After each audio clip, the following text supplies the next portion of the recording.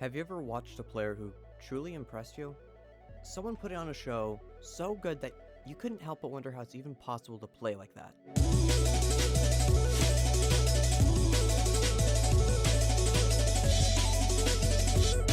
A level of skill so high that most players can hardly even dream of being able to play like them.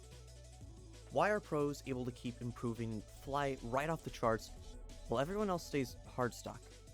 What lets these players improve endlessly? Or perhaps the issue's in the opposite direction. What is keeping everyone else stuck? Is it talent or genetics? I personally don't think so, and I think I have a pretty compelling answer for what the real issue is. I believe that the simple answer lies within the nature of learning itself, and how most people misunderstand it. I think that there are two sort of factors in play here. One is what hardstuck players are doing wrong, and the other is what they aren't doing at all, but it is what pro players are doing.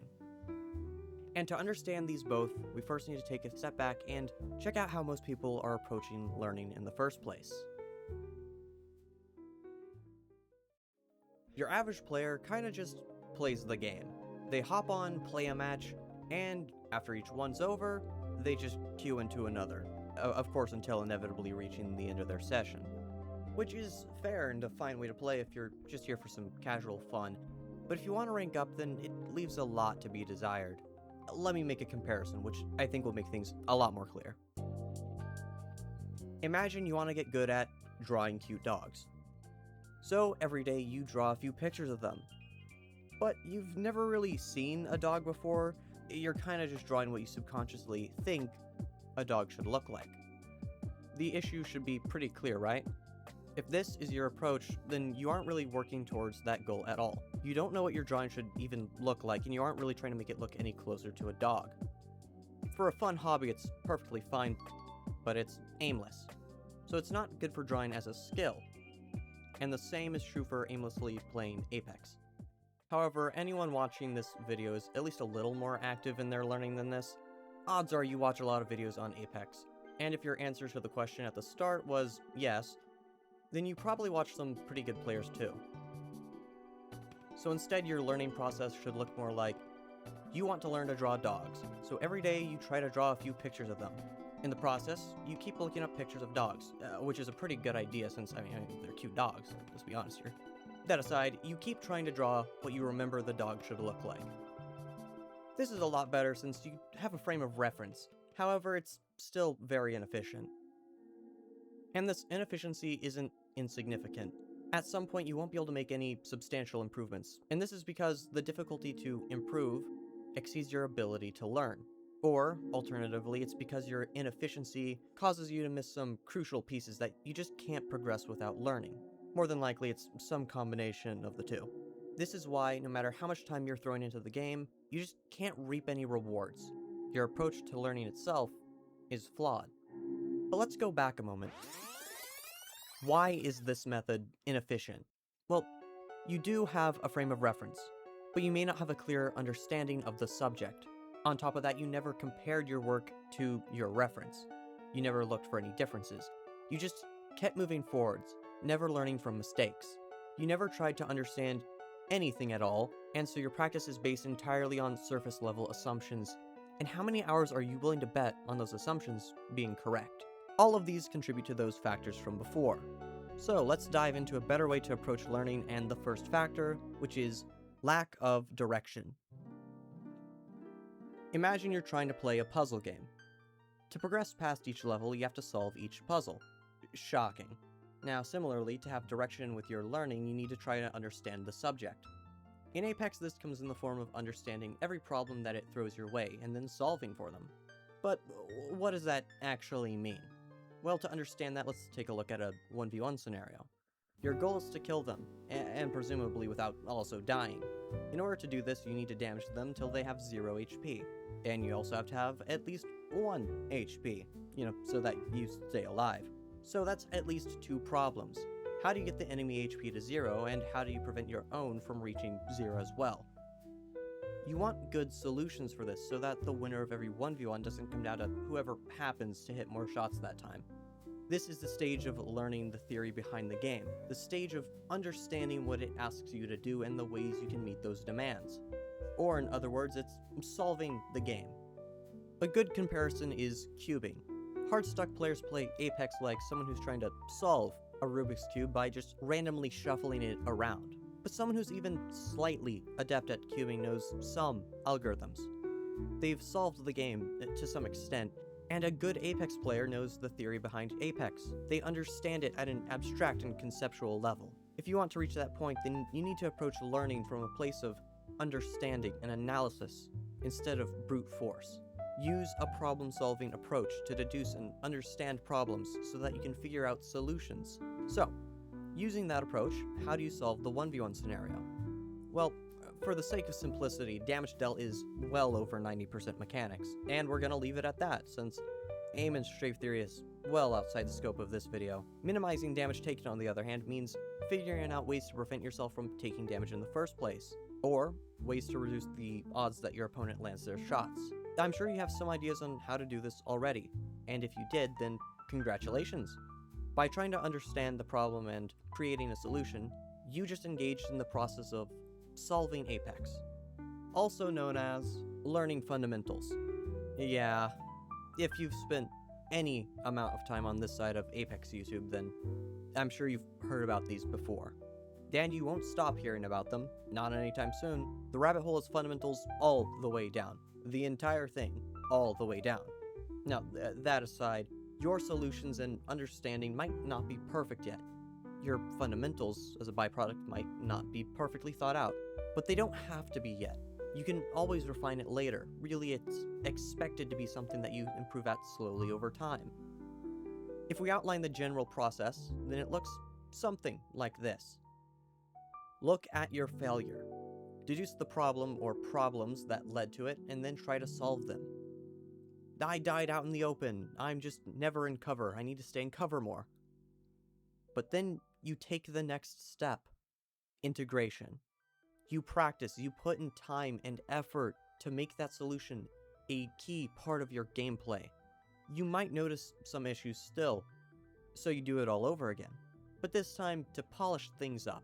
Maybe you realize your solution was just bad and short-sighted, or maybe it was just incomplete and needs to be incremented on. This whole thing then repeats, because it's a cycle. It is the cycle. You fill in your skill set, one piece at a time. You lay one brick into place at a time. Although, this cycle does break down if you fall into some common pitfalls. If you're too results-oriented, then you can get way too focused on whether or not you won or how much damage you did.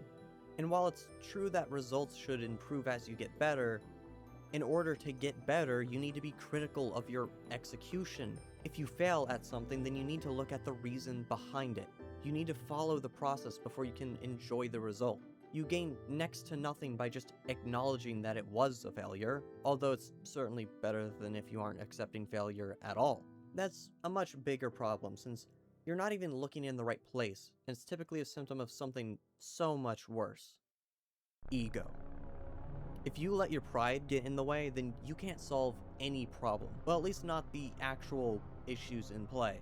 You have to be honest with yourself, and look at things objectively. This is a huge part of why VOD reviewing is such a powerful tool. It gives you the ability to critique your actions according to all the information you had available, and the ability to see the habits play out in real time. But ego gets in the way of this. It clouds your judgment because you can't accept where you're actually falling short. You become frankly just a little deluded. There's nothing more arrogant than rejecting reality in favor of your subjective point of view. You could be completely out in the open and die and blame the enemy for being weird. And I'm not even being hyperbolic, I've seen several people do this. Just be honest with yourself. I used to see this cycle like I was progressing through a skill tree. However, that's kind of actually really wrong. It implies way too much progression, like you just keep moving forwards, and this can make it seem like you've moved past what you worked on, but in reality that's not what happens at all. You never progress past fundamentals, you just keep refining them. The puzzle doesn't stop existing just because you solved it.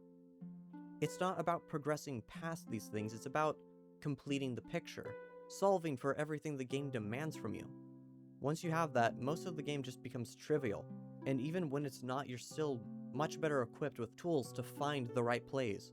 But I think we're getting ahead of ourselves. We still haven't even covered the integration portion, which is the second factor, i.e. the thing that hardstuck players don't do. Most players don't really practice, as in they don't even try to make changes to their gameplay, at least not actively. Sure, it's great if you can see why you died, but again, it doesn't matter unless you actually go on to fix that. Theory doesn't matter for gameplay until you put it into practice. Way too often I see people set out to practice and then they just play the exact same way they always do. At its worst, that can mean total autopilot. You need to play with intention and practice deliberately. You think to yourself, I want to spend this entire control match on head glitches, and you follow through. Staying on head glitches should be your one and only goal for that match. In gamified terms, you're here to farm XP.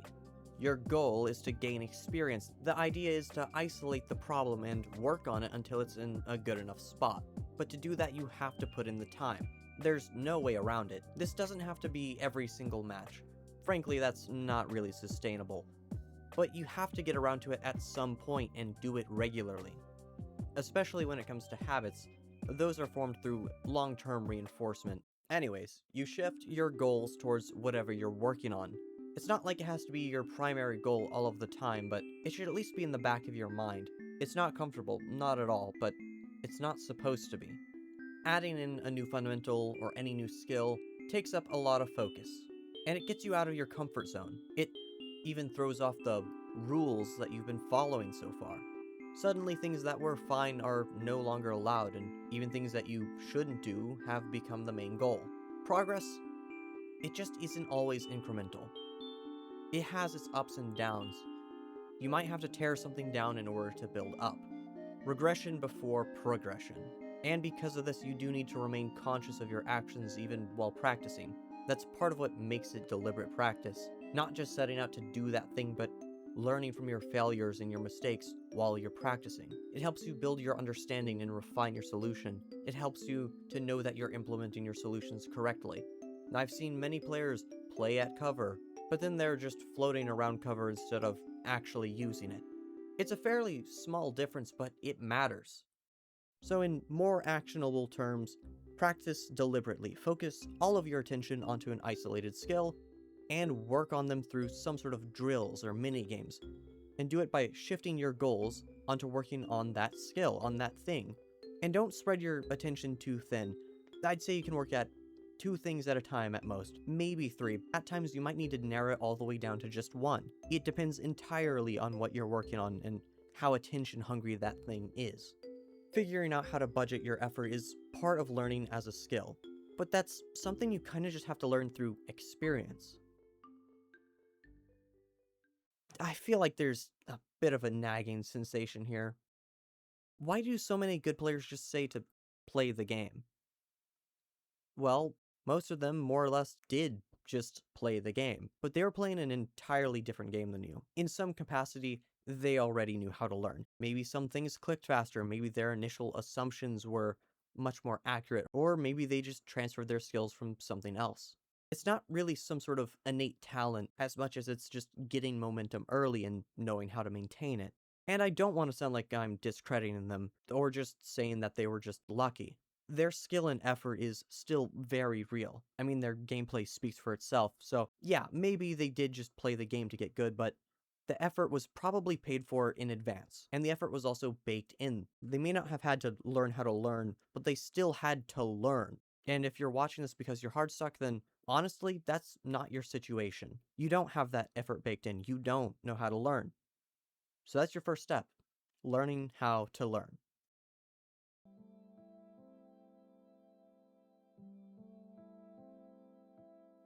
Recently, the YouTube algorithm blessed me with a lot of small channels.